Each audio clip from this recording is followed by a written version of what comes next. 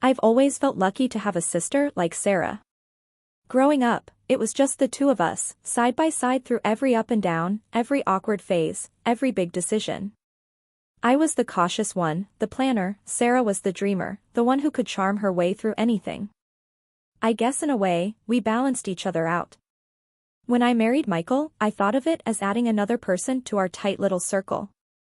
Sarah was thrilled for me. She and Michael got along instantly, they both shared that natural warmth, that easy charm. I loved watching them laugh together, seeing them form their own friendship. I never felt threatened by it, why would I? Sarah was my sister, and Michael was the love of my life. Marriage had its challenges, of course. Michael and I had been together for nearly 10 years, and somewhere along the way, our relationship had shifted. It wasn't that we didn't love each other. It was just comfortable. Routine. We were both working demanding jobs, barely seeing each other during the week. Weekends became more about catching up on chores, paying bills, managing everything that a life together requires. I missed the spark we'd had in the beginning, but I told myself it was natural.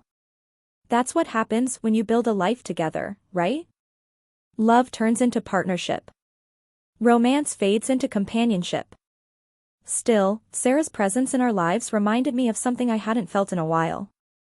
She was so full of life, so effortlessly passionate about everything she did. She'd recently moved to the same city as us, and she was always dropping by our place, bringing coffee or wine, filling our home with her energy. Michael seemed to enjoy it, too, he was always in a better mood when Sarah was around. I was grateful for that. After all, family is everything. One Friday evening, I came home later than usual from work, exhausted but glad it was finally the weekend. I walked in and heard laughter coming from the kitchen. When I peeked in, there was Sarah, standing at the counter with Michael, the two of them talking and laughing over a half-empty bottle of wine. "There she is," Michael said, smiling as he saw me. "We thought you'd never get here." Sarah turned, her eyes lighting up. "Emily. We opened the wine without you, hope you don't mind." I laughed, setting my bag down and joining them. "As long as there's some left for me." Sarah poured me a glass, and we stood around the kitchen, talking about nothing in particular, work, friends, funny stories from our childhood. Michael and Sarah kept riffing off each other's jokes, and I watched them, feeling a warm glow of happiness. This was everything I'd ever wanted, my family, close and comfortable, a safe place I could come home to after a long day. At one point, Sarah nudged me with her shoulder. "Remember that time in high school, when you convinced me I'd failed my math test before I'd even seen the results? I thought I was going to be grounded for life." I laughed, shaking my head. "Only because you never studied. You were always out with friends while I was stuck at home trying to get good grades." Michael raised his glass, grinning. "Sounds about right. Emily, the responsible one, always holding things together." Sarah rolled her eyes playfully. "Well, we can't all be perfect." She shot me a wink, and I felt a surge of affection for her. Sarah was such a light, a reminder of everything good and uncomplicated. I couldn't imagine my life without her. That night, as we were getting ready for bed, I mentioned it to Michael. "I'm glad Sarah moved to the city. She's been through a lot, you know? It's good for her to have family around." Michael looked at me, his expression thoughtful. "Yeah, she's really something, your sister. She's got a way of making everything feel lighter." I smiled, feeling a little swell of pride. "She does, doesn't she?" Michael nodded, and for a moment, he looked like he wanted to say something else. But instead, he just gave me a tired smile and climbed into bed. I curled up beside him, feeling the comforting weight of his arm around me, and drifted off to sleep, content. In the weeks that followed, things settled into a rhythm. Sarah would come by a few times a week, bringing food, cracking jokes, lighting up our home with her presence. She and Michael grew closer, and I was glad for it. My sister and my husband, what more could I ask for? I didn't notice the small things at first. How Sarah lingered a little longer when she hugged him. Goodbye. or how Michael's eyes seemed to light up a bit more when she walked into the room. It was subtle, nothing I could put my finger on, but in the back of my mind, a small voice started to whisper. I ignored it, brushing it off as my own insecurities. After all, we were family. There was no reason to feel anything but gratitude. But then, one evening, I came home earlier than expected. As I walked up to the door, I heard voices inside. Laughter. The sound of Michael's voice, low and warm, and Sarah's, soft and laughing in response. I paused, hand on the doorknob, something tightening in my chest. When I finally opened the door and walked in, they both looked up, surprise flashing across their faces. For a split second, I thought I saw something in Michael's eyes, something that made my stomach turn. But he quickly recovered, standing up and smiling at me. There she is. We were just talking about you, he said, his voice too bright, too casual. Sarah's face flushed slightly, and she looked away, tucking a strand of hair behind her ear. Yeah, just, catching up. I forced a smile, telling myself that I was overthinking things. They were just close. That was all. Still, that whisper in the back of my mind grew a little louder, casting a shadow over the warmth I'd felt just moments before. But I ignored it. Because sometimes, it's easier to hold on to the version of the people you love than to confront the truth of who they really are. Looking back, I wonder if there were signs all along. Little things I should have noticed, moments that should have made me pause. But when it comes to Sarah and Michael, I trusted them both so completely that I never even considered the possibility of betrayal. They were the two people I loved most in the world, my husband and my sister. It started with small, almost imperceptible changes. Michael had been working later than usual, slipping out on weekends with vague excuses about errands and meetings. He'd always been busy, of course, his job demanded it. But recently, he seemed distant, like he was in a world of his own.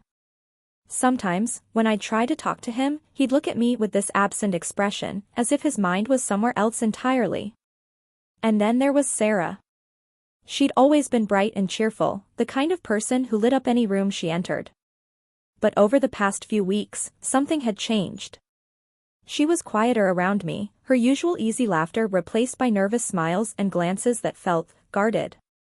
At first, I thought she might be going through something on her own, something she didn't want to burden me with. I knew she'd had a rough few years and had only recently started to find her footing again. One night, as we were sitting on the couch watching a movie, I noticed that she was barely paying attention, her eyes flickering toward her phone every few minutes. She seemed on edge, distracted. I turned to her, trying to keep my voice light. "Everything okay?" I asked, nudging her shoulder.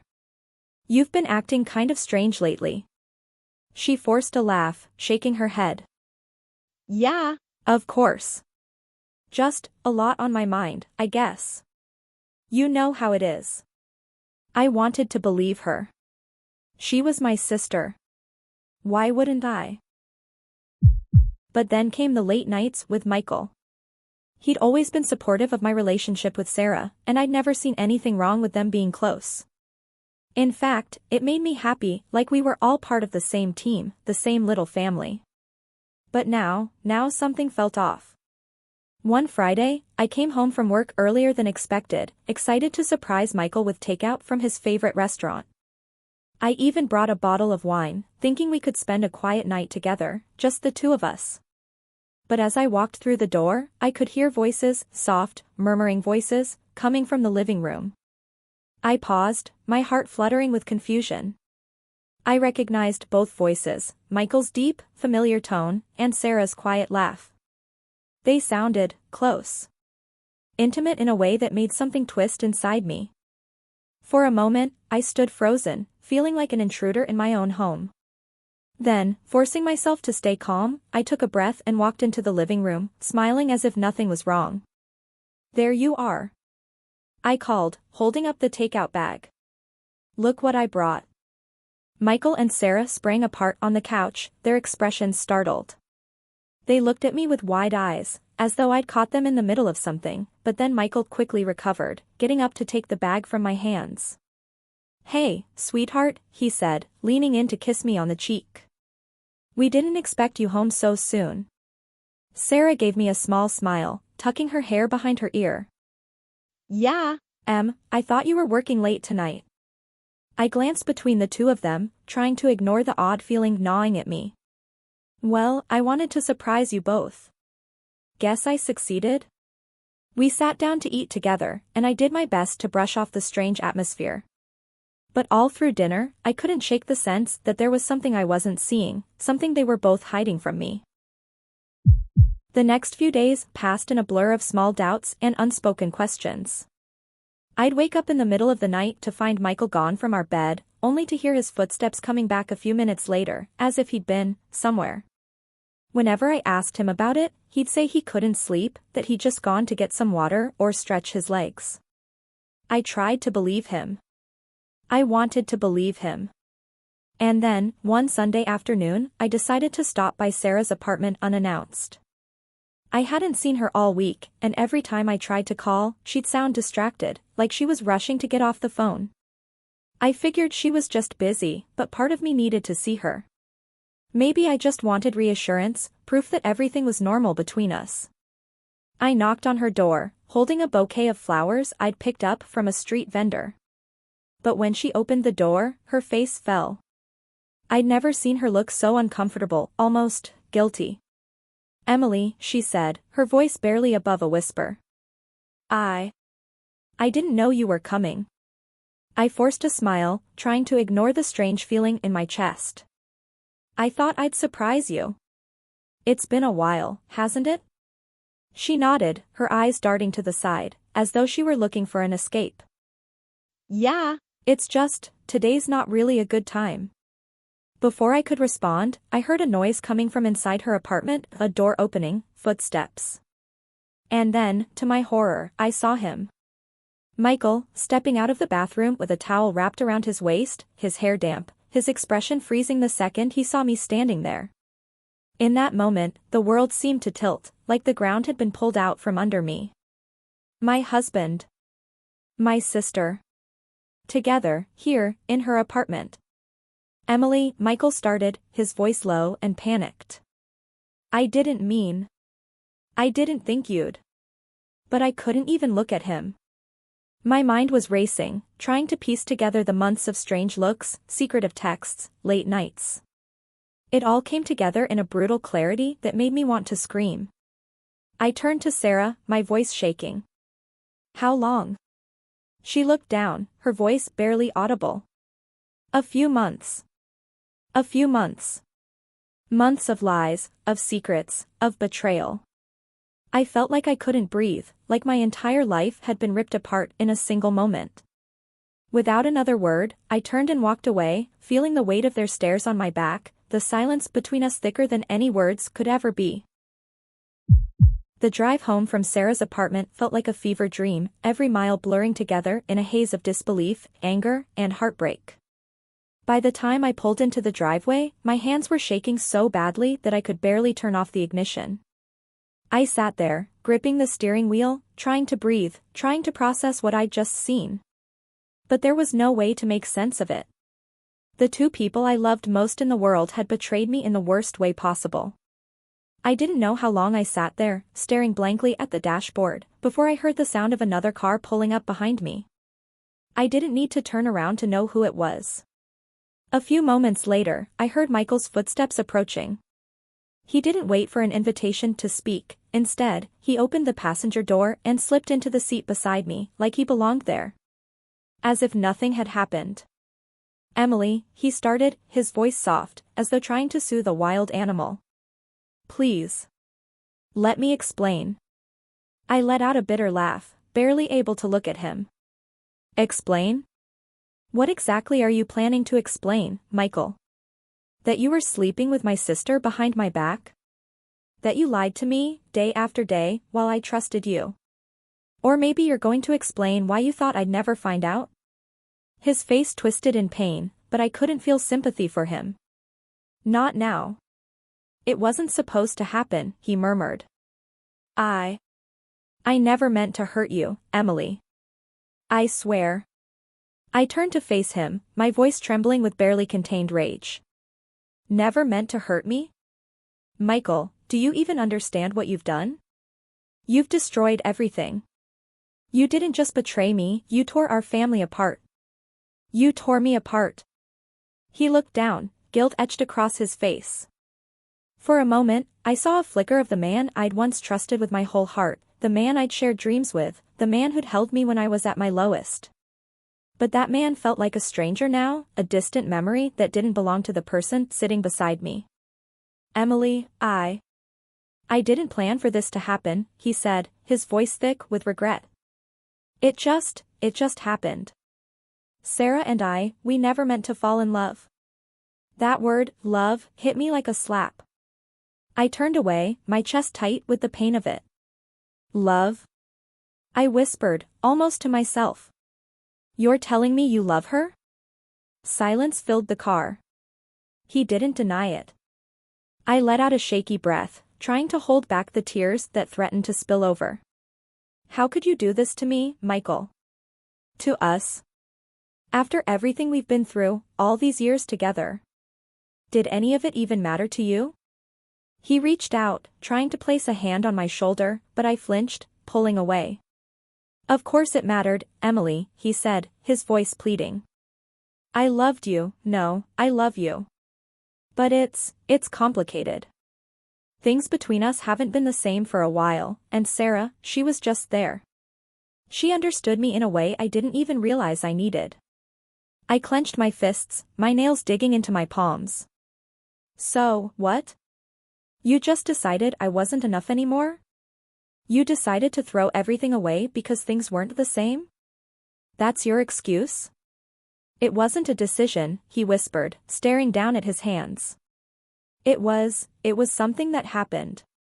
Something we couldn't stop.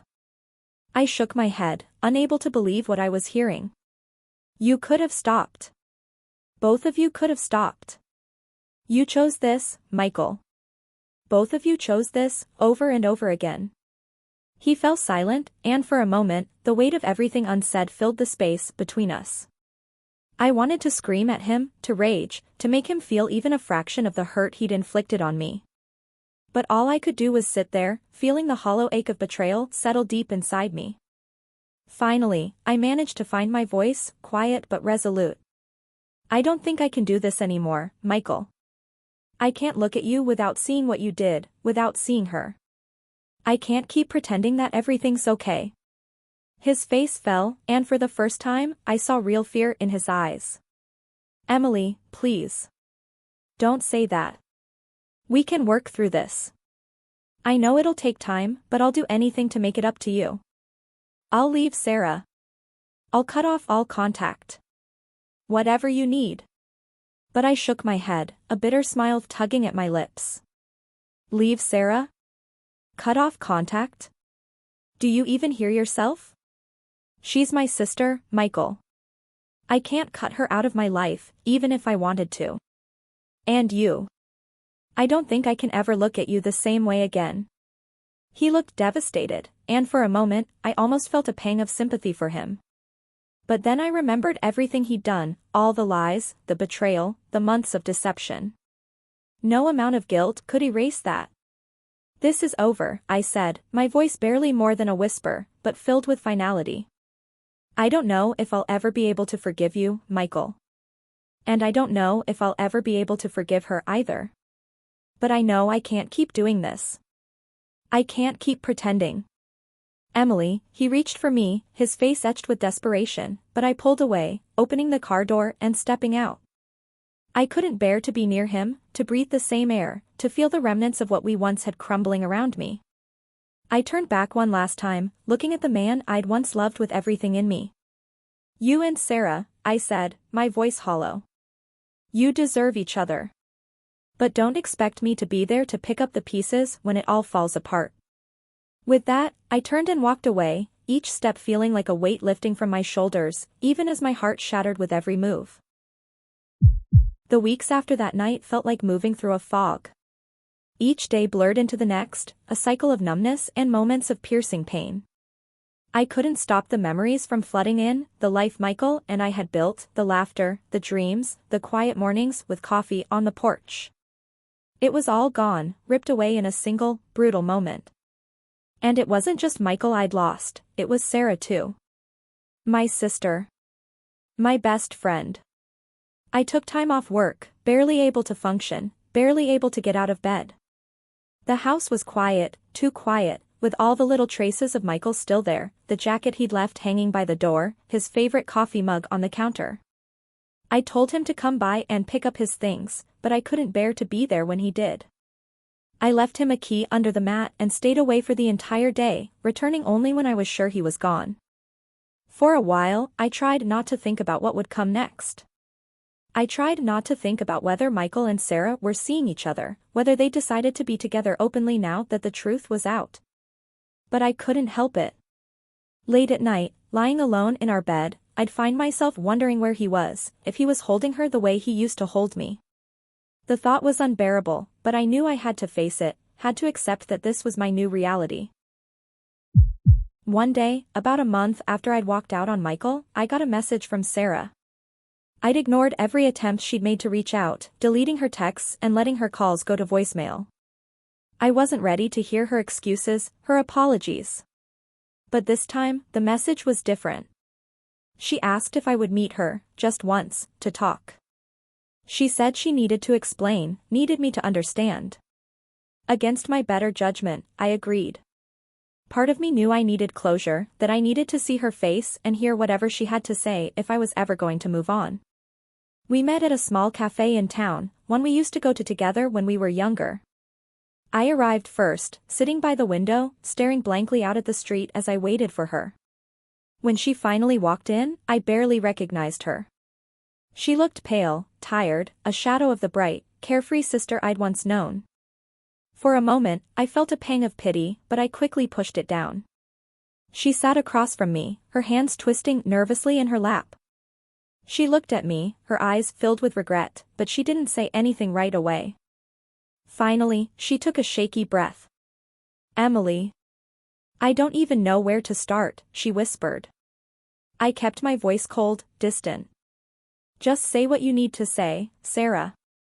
She swallowed, looking down at her hands. I never meant for any of this to happen. I never wanted to hurt you. You're my sister, and I love you more than anything. But I don't know.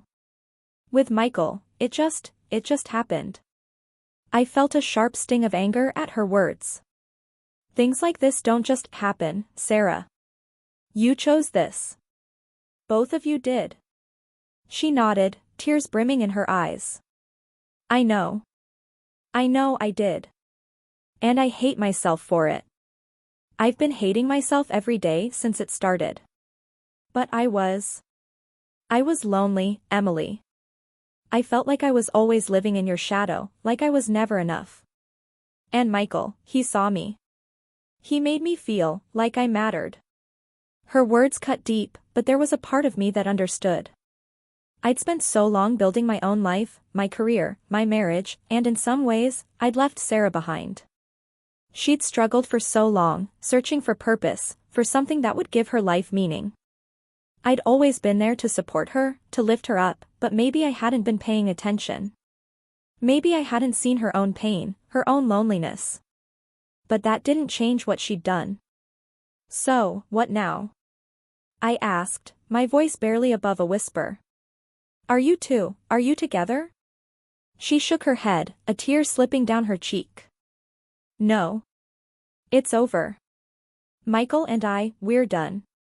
He told me he couldn't be with me. That it was all a mistake. That he loved you too much to really be with me. The bitterness in her voice was unmistakable, and I felt a flicker of something I hadn't expected, relief. Relief that, at the very least, I wouldn't have to watch them build a life together on the ashes of mine. But it didn't erase the pain, the betrayal. Nothing could do that. Emily. I'm so sorry, she whispered, reaching across the table to take my hand. I know you may never forgive me. I don't expect you to. But I need you to know how much I regret everything. Losing you, it's the worst thing that's ever happened to me. I pulled my hand away, swallowing the lump in my throat. I don't know if I can forgive you, Sarah. Maybe one day, but not now. Not yet. She nodded, accepting my words with a sad smile. I understand. I'll wait, however long it takes. You're my sister, and I love you. I'll be here if you ever decide you're ready. After that day, I started to rebuild my life, piece by painful piece. I threw myself into work, took up hobbies I'd never had time for, reconnected with old friends who reminded me of the person I was before all of this. Slowly, I learned how to be alone again, how to find peace in my own company. Michael tried reaching out a few times, but I never answered. I didn't need his apologies, his regrets. He was a chapter in my life that I was ready to close. As for Sarah, I let her back into my life, bit by bit, but things were never the same. Our relationship was cautious, tentative, filled with unspoken wounds that would never fully heal. We'd meet for coffee or a quick lunch, talk about work, about family, about everything except the thing that had broken us. We both knew it was there, that shadow between us, but we danced around it, careful never to tread too close. In time, the anger faded. The pain dulled.